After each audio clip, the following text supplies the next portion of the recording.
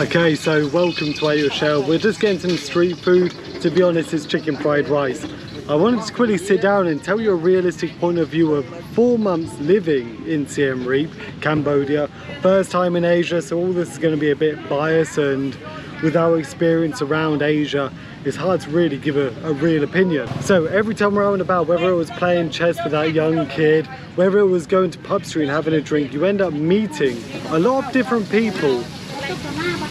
And I ask for honest opinions around what they think of Cambodia, people that are touring Asia. So here are some negatives of living in Siem Reap in Cambodia. But let's be realistic, before I go through these negatives, everywhere has its negatives, 100%. Of course. Lovely Tash. Lovely woman's just given us a couple of coconuts to enjoy as we wait for our meal to come. So after talking to tourists and foreigners that live here, one of the biggest negatives everyone seems to bring up is the waste management, the dirtiness that they say is in Cambodia. Now we just went to a lovely Arkoun temple that was isolated out of the way, and as I walked around the back of it, I saw this slum. It was a slum, it was a poverty sector covered in trash, and the houses very, very low income, if any income. As you walk around town, even in the Mekong River here, as beautiful it is, as beautiful as it is, you do get plastic waste littered everywhere. This is not to say that there isn't recycling. Everywhere you go, you do have these small recycling centres. People will come and buy your bottles off you. Where we live, we have our own recycling system, and it's taken on and being sold. But I don't know why, and there is a big waste problem here. I don't know if it's a mindset of wanting to throw things away on the street, a carelessness to it.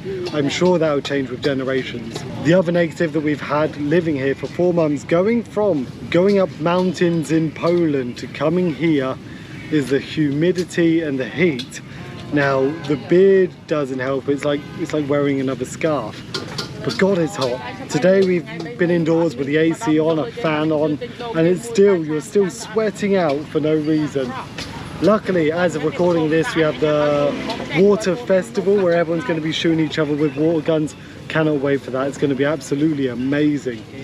So the heat is another thing to adapt to. If you're not used to it, like myself and Isa, we are sweating out. We're having to sit down, get a drink every minute. I bring a bottle of iced water out. So that would be another negative to life in Cambodia for now. A comment that I had from a Belgian nomad who was touring around Southeast Asia. He's been everywhere, Cambodia being his last stop. His comment was that throughout all of Asia, Khmer people, from his opinion, were the rudest. Not as welcoming, not as friendly. Now that's disputable. Now for me and Isa, I believe that over the 4 months we've had a lot of positivity and welcomeness from the local people. But also, if you're comparing it to places like Thailand or Philippines or whatever, maybe they're just putting a lot more effort into trying to sell to you and to put a front on or an image to the people. And I do believe people here are a bit more grounded, I'm gonna say, a bit more grounded. With their recent history and stuff like that, they're very polite. They will try and welcome you into different things, but I think it's probably a little bit more grounded compared to what I've heard about other parts of Asia. One comment that I've had from foreigners here is, even though they've lived here over 4 years, 10 years, someone I know who's lived here for over 30 years, is that even though you live in the same place, you're still going to get the foreigner, the tourist price. You're still gonna have to really try and bargain your way down, unless you're a regular to a market, people get to know you. For us, it's not been that bad. I think whenever we go shopping, which is very rare anyway, you try and knock it down to a price that you're comfortable with, instead of thinking of their profit margin and so on. But that'll be interesting over the next couple of years. It kind of blows my mind that we've been here for 4 months already. All good, brother? Good man, bud. Hey, so today. So, the next point, next point is sometimes they get the orders wrong. Now, I don't blame Khmer people. I don't know the language, that's on me. But just like then, I ordered a certain dish, it came out a bit wrong. You eat it, you deal with it. So, a mild negative. It sort of shows that with the right mindset, what is a negative? It doesn't matter. This is how rural we are. You have amazing, gorgeous, beautiful water buffalo just relaxing in the field. You enjoying that? Very nice. Let's see if he says something. Desolate, feels like death here. Hi. So it's today. Take the next left. You have a Coca-Cola? Coke. Okay. No Coke. Ah, no Coca-Cola. Ah, no. Okay. Arkoun, thank you. Down there. Okay. Perfect. Arkoun, thank you. Beautiful. Hi, Saturday. Have a good Khmer New Year. Beautiful. Wow, water buffalo. Wow. Hello, gorgeous. You can see how dry it is. Let's have a quick look over here.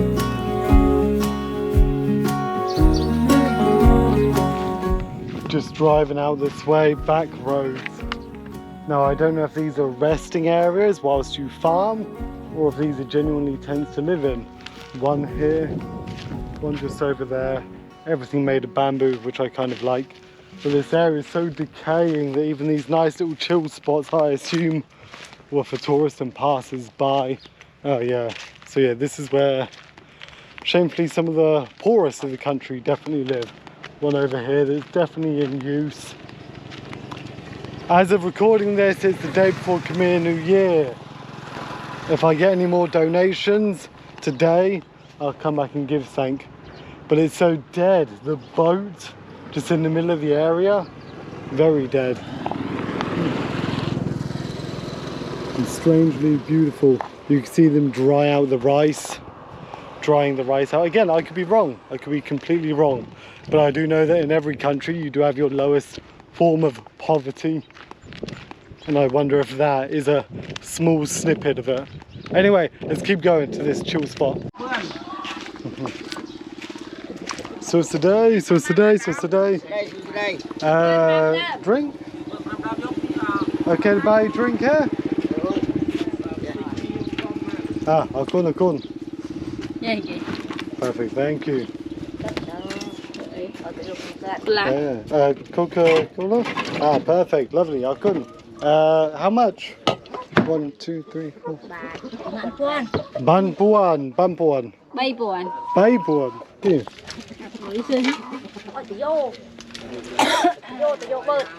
Okay to sit here? Good. Okay, lovely, Arkoun. Beautiful, thank you. Nice. Lovely, Arkoun everyone.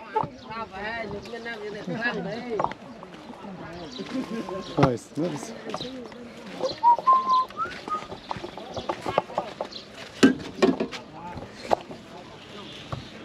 Let's grab the water. Do this. Wide bow serving as well. Oh, what is this? Oh, straw. Arkoun. Thank you, Arkoun. Nice kid.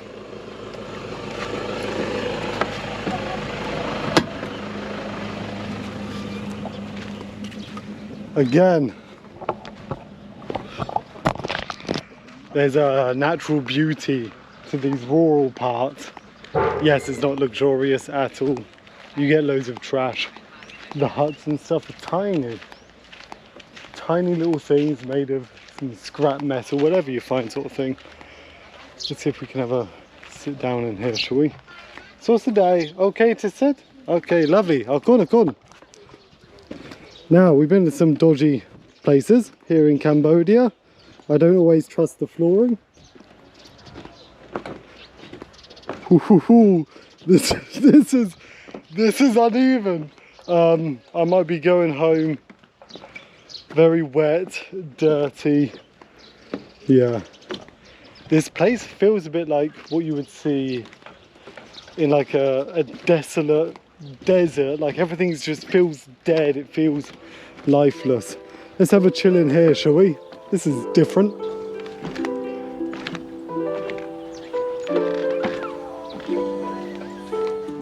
Again, it's kind of nice. It just feels like you're exploring wherever you go. Okay, let's make sure there's no big ass spider in here because I really don't want that. I don't want my day ruined, that's for sure. I think we're okay.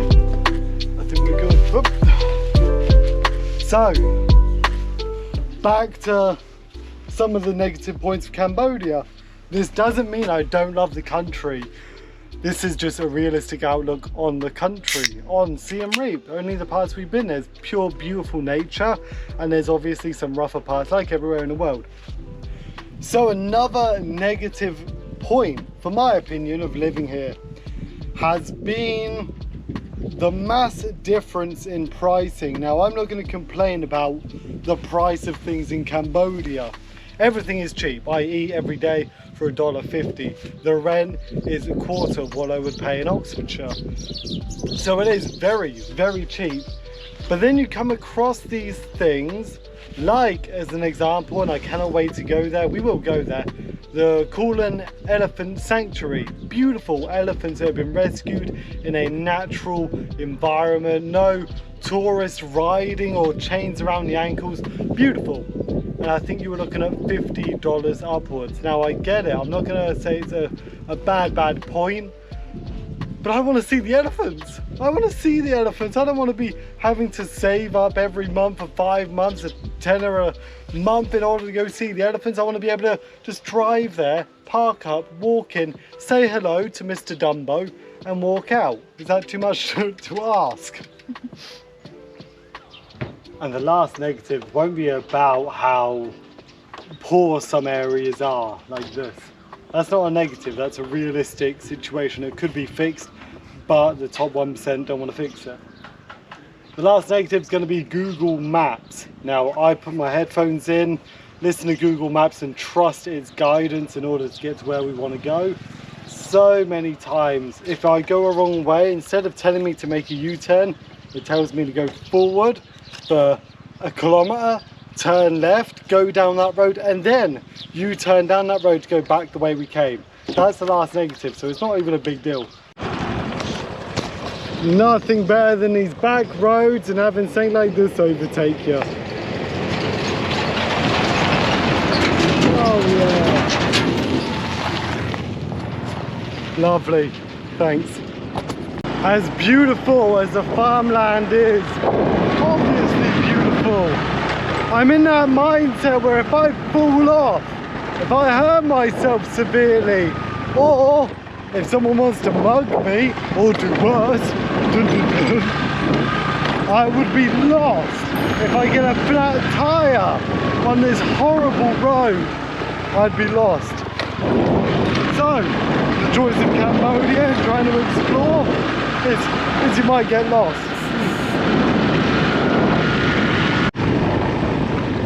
Look at this emptiness. Now I was telling myself that every road must be connected to another road, right? But then if you go and look at my Tonle Sap Vale video, I'll link it up here somewhere, all roads go to the right place. That was a horrible dead end. So, check out that video after this one. Hopefully, this road brings me back to an actual road. Let's hope so.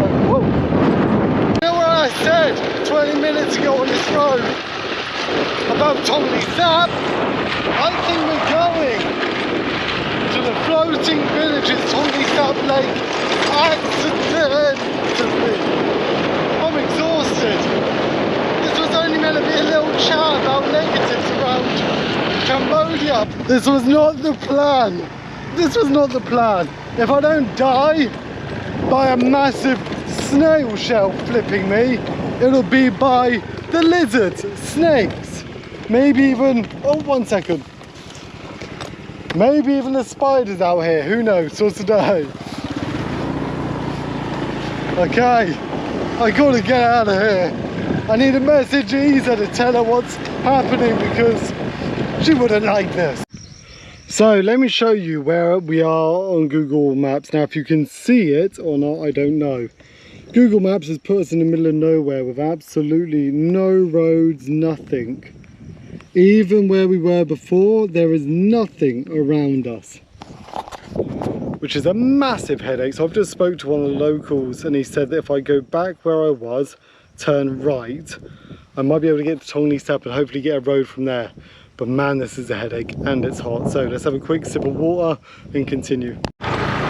So my unpaid travel guide who told me the right way out here, a very nice guy, Tara his name, which is probably short for something, but very nice guy. The amount of water buffalo out here, you can see herds of them, absolute herds. So today, herds of them out here. It's nice, but it wasn't the plan today. Okay, back to a nice road. Our brother back there said thank you, Arkoun. Okay, let's get home, I need to sleep. Welcome to Shell. I hope you enjoyed this one. It's only a few negatives. There's nothing major here that's going to be any different to anywhere else you live. If you can live humbly and accept what's here and do little things to make a change, road, traffic, stuff like that, okay, you just have to deal with it. It's part of their life. But overall, I've really enjoyed Cambodia, so I couldn't see and reap for these months of good living.